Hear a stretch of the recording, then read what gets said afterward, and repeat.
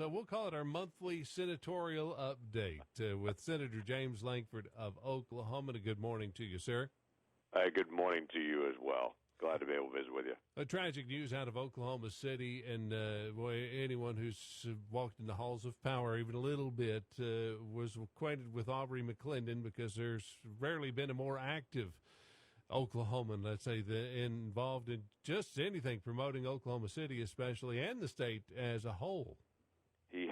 He was an incredible person as far as philanthropy and engaging with the community, and just believed in Oklahoma. He could have moved his company, Chesapeake Energy, anywhere in the country that he wanted to go, but he loved Oklahoma and wanted to be able to plant it in Oklahoma, and did what it take to actually do the investment there. And it has been a very sad week, not only an indictment that came down, but then immediately the car accident the very next day. And very sad for the community. We have Olympic rowing, for instance, in Oklahoma. The U.S. Olympic rowing team meets here every time because of what Aubrey McClendon did. A lot of investment around central Oklahoma and throughout Oklahoma, and in education and other areas because of Aubrey. So it's very, very sad end. Senator Lankford here with us from Washington, D.C., and interesting is just, I think, the slightest word we can probably use, what's happening as far as the direction of this nation, as far as the election goes. Oklahoma stepping away from the rest of the country on both sides of the aisle a little bit, and I guess kind of contrarian votes from the way the rest of the country's been going so far. How's it shaping up and looking to you, and from what you're hearing there in Washington? You know what? It's very interesting. This is looking more and more like a three-person race between Ted Cruz, Marco Rubio, and obviously the front-runner Donald Trump there. If you look at the evening on Super Tuesday, obviously Donald Trump won the vast majority of the states. Oklahoma, Ted Cruz won our state clearly, and Marco Rubio was in third in our state.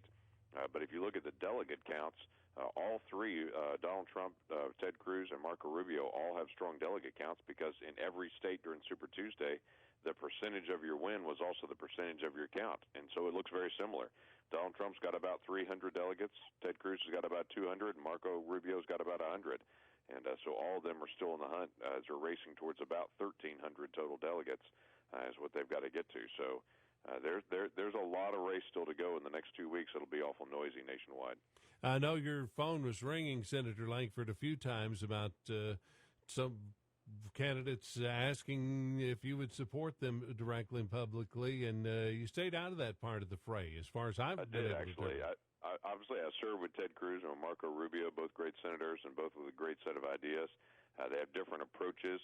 They vote very similar. It's always funny during the campaign. Everyone always focuses on the areas where they disagree. Right. On almost every area, they do agree, and they're both very solid individuals. I stayed out of the race all the way through it, and will continue to do that as the American people try to pick their candidates and go from there. They don't need my advice. There are lots of folks that are able to make their own decisions and be able to walk through this process. End of the day, though, we've got to turn the nation around. We have serious issues in this country, and though as American people, we've flipped the House and we've flipped the Senate, we all see very, very clearly Congress writes the law, but it is the President of the United States that executes the law or doesn't execute the law. That's his constitutional responsibility. And I think Americans are most concerned not about the law that was written, but is it actually being carried out, and is it being carried out appropriately? That's the White House that chooses that one. So I think people have got the target on the right spot. We've got to actually get back to executing the law.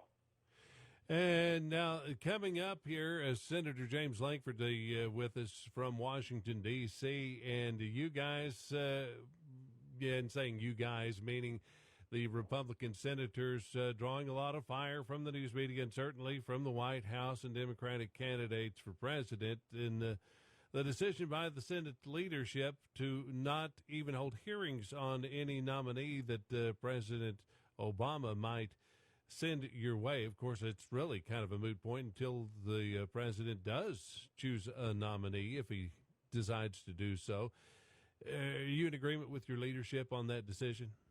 Oh, yeah. We should not, right now, in the middle of a presidential campaign, while the whole country is up in arms about the direction of the country and very upset about this current president and what he's trying to do, we should not allow this president to not only ignore the law in the enforcement of the law, but then actually to be able to change the direction of the court and how law is interpreted.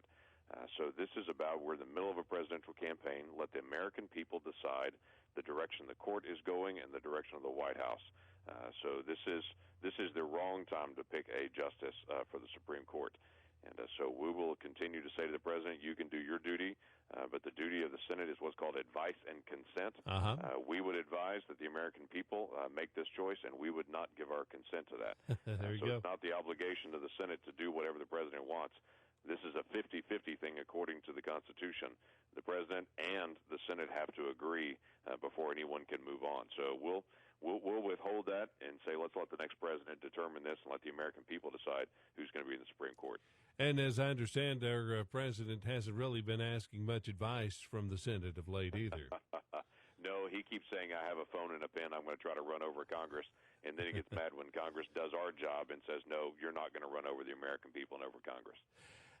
Senator Lankford, how big a loss is it to this country, the death of Antonin Scalia? No, it's an enormous loss. I think for people that don't track the Supreme Court all the time, Scalia was the main conservative voice on that Supreme Court. He was what's called an originalist in the Constitution. He would reach back to the Constitution and say, not what do you think it means now in modern times, what did it mean when it was written? And why is that important? Because that keeps the consistency of our country, that laws aren't moving around all the time. The Constitution has a way to change it, and it's not just for the Supreme Court to reinterpret it, it's to amend the Constitution. So if you want to change the Constitution, you can amend it, and all the states can come on board with it. But the Supreme Court, just with a group of judges dressed in black, can't just decide, you know what, this is going to mean something different one day than what it meant yesterday. Then we don't have real law. We have something that moves around and no one can trust it. And Scalia was the main voice to be able to stand up and say, let's have the law mean what the law says. And thank you. And there have been a couple of times that Justice Scalia, based on that, probably voted ways he would rather have not have. I know he's angered conservatives even a couple of times, but he said, hey, that's not the way the Constitution's written, and we can't do it this way. That's correct. And that is the key thing. You can't just, when you're on the bench, you just can't say my preferences lead me one way or the other. We go by the law. And it's the key thing that I ask is, in the Senate now, I have the opportunity to be able to confirm lower court judges. And it's the key question that I come back to them is always circling around, is it your preferences or is it what the law says? Because I don't want a judge that's going to get on the bench and give their preferences. I want a judge that gets on the bench and says this is what the law says, and fairly and equally it applies it to everyone. Rich, poor, black, white, Latino, doesn't matter. It's the law, and the law should be blind and should be applied that way. That's when our country is the most stable. And I think it's a lot of ways people are so incredibly frustrated right now with what's happening in our country because they're frustrated with the courts. They're not equally applying the law. They're frustrated with the White House because they refuse to enforce the law or they try to just change it. And as Congress pushes back with trying to write clear law, this administration is trying to push every way that they can to try to interpret it in wholly different ways. So people like it when there's a nice, stable environment to say everyone can trust that it's fair. Like it or not, it's fair to everybody. You're making a pretty big appearance. Just noticed that late yesterday got a note from media advisory from your office that Senator Lankford will speak at CPAC today and about 3:30 our time, which is on C-SPAN 3, which I'm not sure Dish carries. We can watch that online, though, I believe. You can watch it online as well. Yeah, the CPAC always carries everything live online. Well, yeah, this is the largest gathering of conservatives in the country, and honored to be invited as a speaker to this group today. But I'll talk today about religious liberty and how we're losing that basic First Amendment principle in our country as our culture and people within our own government are trying to silence people of faith. People of faith in our country should not be afraid to be able to speak out and to be able to live their faith. Constitution's pretty clear. Congress shall make no law restricting the freedom of the exercise of our religion. It's not just that you can have a faith, but you can actually live your faith. You can exercise that faith. Live in public, live it in private. I encourage people of faith not only to have faith, but to actually live their faith and not just say they occasionally check in with faith, but that they actually live it and practice it, and that's the key. Senator James Lankford joining us from Washington, D.C. We sure appreciate that very much, sir, keeping us up to date on what's going on up there in that crazy, crazy town. And, we'll post to a link so that folks can go over to our Facebook page and watch your speech this afternoon at 3:30 from Everywhere you go, there's a Gaylord something or another, huh? Gaylord National Resort and Convention Center. Yeah, right outside of Washington, D.C., another Gaylord facility. That's right. Thank you very much, Senator. God bless, and you have a great day and much success, sir. Thank you very much.